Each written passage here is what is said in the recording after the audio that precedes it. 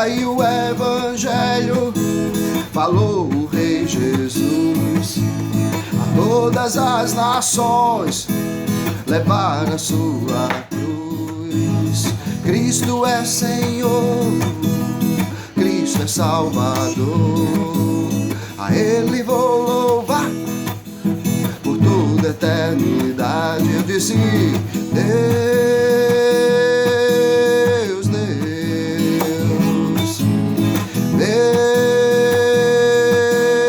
Deus.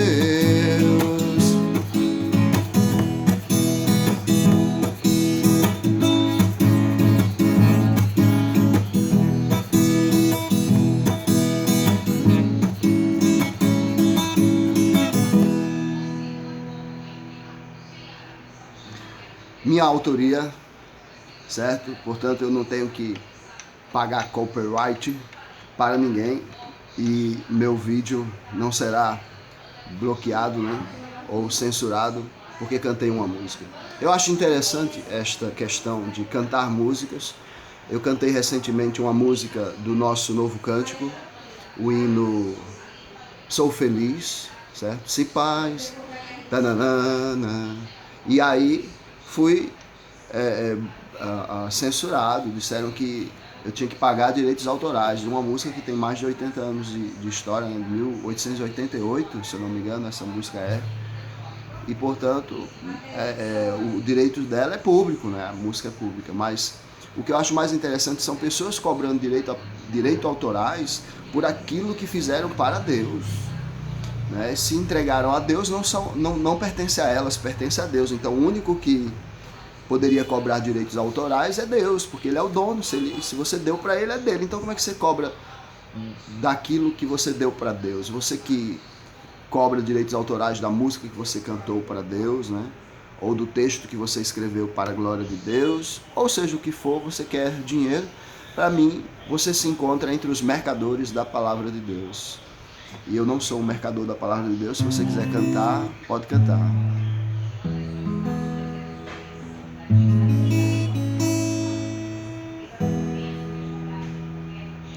Pregai o Evangelho.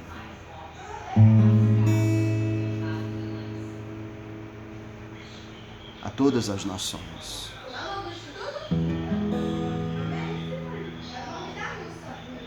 Anunciai que Cristo Jesus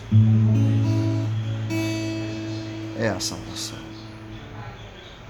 Ele é o Deus Emanuel, Príncipe da paz, Pai da eternidade, maravilhoso Conselheiro.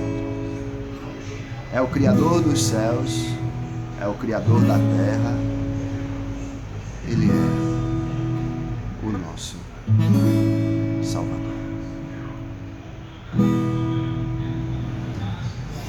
Bem, para a pastoral de hoje, vamos abrir a palavra do Senhor. Romanos capítulo 12, verso 1 e 2, versos bastante conhecidos da igreja. Diz assim: Rogo-vos, pois, irmãos, pelas misericórdias de Deus, que apresenteis o vosso corpo por sacrifício vivo, santo e agradável a Deus, que é o vosso culto racional.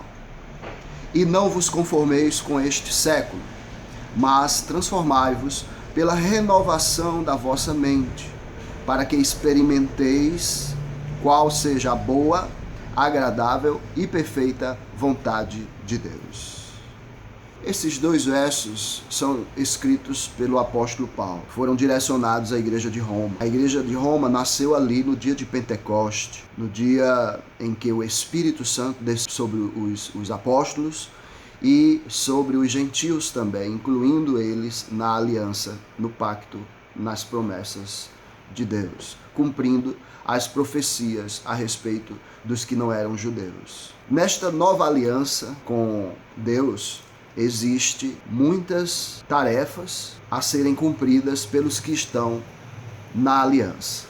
Por exemplo, Cristo, ele cumpre uma tarefa com o Pai, ele obedece até a morte, morte de cruz, como membro desta aliança, e ele obedece até a morte porque ele tinha que morrer para salvar os pecadores, que já estavam mortos em seus delitos e pecados. Ele então morre a morte dos pecadores e nos dá a sua vida. Ele faz um pacto conosco, uma troca. Se você aceita a minha morte na cruz, então ressuscite comigo para uma nova vida. Essa nova vida, ela tem ordenanças, mandamentos que foram dados por Cristo. Por isso ele diz: vós sois meus amigos se fizeres o que eu vos mando. Esta nova vida, ela tem condições. Para se andar junto, é preciso estar em acordo com aquilo que ele ordenou guardarmos. Então, nesta nova vida com Cristo Jesus, nós também temos tarefas que podemos cumprir. Antes não podíamos, porque estávamos mortos em nossos delitos e pecados, mas ele nos deu vida juntamente com ele, com Cristo. Deus nos ressuscitou para uma nova vida. Então Paulo agora trata com esta igreja desta nova vida que eles teriam que dar sequência. Assim como recebestes a Cristo, assim andai nele. Então Paulo está orientando os romanos e assim todos os outros a andarem em Cristo. Rogo-vos, pois, irmãos, pelas misericórdias de Deus. Ele apela então para um Deus que não nos trata segundo o nosso pecado, que merece toda lealdade e toda gratidão pelo que ele fez por nós, por ter nos salvado. Ele então roga aos romanos que atendam ao seu ensinamento, porque ele é uma prova da misericórdia de Deus, assim como todos os outros apóstolos que são mestres e orientam a igreja e podem dar testemunho do que viram, ouviram e apalparam. Então Paulo diz para eles que por causa dessa misericórdia hoje nós podemos crescer na graça e no conhecimento pleno de Cristo Jesus, que apresentemos a Deus o nosso corpo por sacrifício vivo, santo e agradável a Deus, que é o vosso culto racional. Então, resumindo todas as palavras que ele diz aqui, é que para que sejamos aperfeiçoados no caminho do Senhor, nós temos que cultuar a Deus de forma racional. O que seria uma adoração racional, senão aquela que é guiada pelo conhecimento? A própria Bíblia diz que o povo se perde, ou seja, a sua adoração não se torna mais racional e agora uma coisa de louco, de tolos. O culto de muitos é um culto de tolos, porque é conduzido pelas emoções, pelos instintos, certo? E não pela razão. Não existe o conhecimento da palavra que liberta. O que existe é a ideologia humana que escraviza. Daí nasce as várias religiões e também o legalismo e até mesmo o oposto disso, o liberalismo, também nasce desta ganância humana, do pecado, da iniquidade dos seres humanos, de acharem que em si mesmo, neles há a solução ou a resposta para os problemas. Mas Paulo diz, não há no homem esta resposta nem a solução para os problemas. O homem só realmente encontra a resposta quando ele cultua a Deus e de forma racional. E esta racionalidade, ela não é conduzida pela filosofia humana, que é terrena, é diabólica, mas pela sabedoria que vem do alto, que é celeste, é pura, é santa. Essa é a sabedoria de Deus, a Bíblia Sagrada, o livro que ele entregou ao ser humano para que ele conheça o seu Criador e saiba o que ele quer de si. Então nós olhamos para essa palavra, olhamos para o que Paulo diz e entendemos o que Deus quer de nós. Deus quer que cultuemos a ele, o único Deus verdadeiro, e a Jesus Cristo, a quem ele enviou. Esta é a vida eterna, que conheçam a Deus, o único Deus verdadeiro, e a Jesus Cristo, a quem ele enviou. Portanto, aqueles que cultuam a Deus racionalmente não conseguem se amoldar ao mundo atual, porque o mundo atual não cultua a Deus. O mundo atual odeia a Deus e odeia o seu Redentor, a Cristo Jesus, e ele mesmo nos falou isso, que o mundo lhe odiaria. Ele nunca disse que o mundo amaria, o mundo lhe odiaria, e que assim como odiou a ele, odiaria os seus seguidores. Então o ódio faz parte da história do cristão, do cristianismo em geral. Por isso que aqueles que cultuam a Deus e de forma racional não se conformam com este século. Eles são transformados, eles são arrancados da oliveira brava do mundo, são retirados do Egito, são levados pelo Senhor para Nova Canaã, para a terra prometida, para o adorar. Eles são como pelicanos no deserto. Eles não podem se conformar com este século. Este século não os atrai, não os seduz. A mentira não pode governar a verdade, nem andar em mãos dadas com a verdade. A verdade é o oposto da mentira. E, portanto, os que estão em Cristo estão na verdade. Os que não estão em Cristo estão na mentira. Os que estão em Cristo estão na vida. Os que não estão em Cristo estão na morte. Não há comunhão entre Cristo e os filhos de Belial, os filhos de Deus e os filhos de Belial. Entre Deus e o maligno não há comunhão.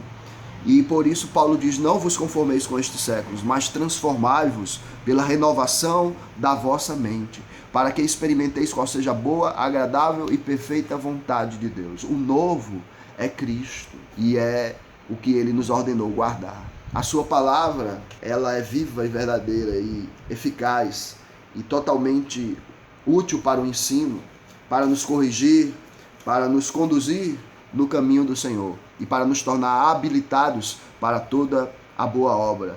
Então nós aqui adquirimos a mente de Cristo, nós aqui adquirimos a armadura de Cristo, o capacete da salvação, a couraça da justiça, o cinturão da verdade, as botas que são o evangelho da paz e o capacete, que é a salvação, a palavra, o evangelho que guarda a nossa mente, porque as batalhas são na mente, o campo de batalha que travamos, espiritual ou psicológico, emocional, é na mente.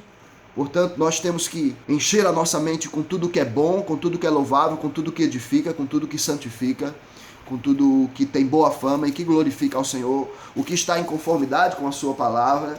Ainda que possamos conhecer todas as coisas, Salomão se entregou ao conhecimento e viu que tudo isso era vaidade, era loucura, e ao fim de tudo ele chegou à conclusão de que o temor a Deus é a suma de todas as coisas. Então, é temer a Deus, viver na sua palavra, porque aqueles que vivem na sua palavra, estes viverão eternamente. Passarão os céus e a terra, mas a palavra do Senhor não passará.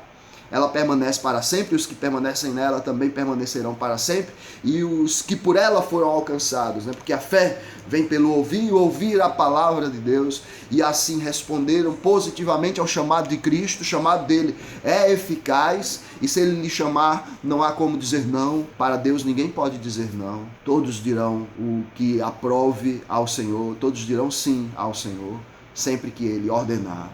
Certo? Pois Deus é soberano sobre todas as coisas. Portanto, é através do conhecimento desta palavra que nós conseguimos a paz que excede o entendimento, a liberdade, andar no caminho estreito e apertado, viver a comunhão, fazer boas obras, aquelas obras que Deus preparou antes que houvesse mundo, para que andássemos nela. Não vos conformeis com este século, meu irmão. Não se deixe adaptar, adequar, seja como um pelicano no deserto, uma ave fora do seu habitat natural. Você é peregrino, você é forasteiro aqui e você é embaixador de Deus nessa terra. Portanto, seja leal ao seu rei, seja leal ao seu Deus. Conheça o seu Deus através das Escrituras. Ame as Escrituras, ore as Escrituras. Conheça a Deus, seja forte, meu irmão, no conhecimento do Senhor e esteja preparado para apresentar a razão da sua fé a qualquer um que lhe peça, como obreiro aprovado, que não tem do que se envergonhar, mas que maneja bem a palavra da verdade. Esta é a minha pastoral de hoje para você, que o Senhor Deus lhe ilumine, lhe abençoa e lhe conduza em triunfo neste mundo, cheio do poder do Senhor, do Espírito do Senhor, para a glória e honra de Deus. Amém. Fica na paz, tenha um bom dia.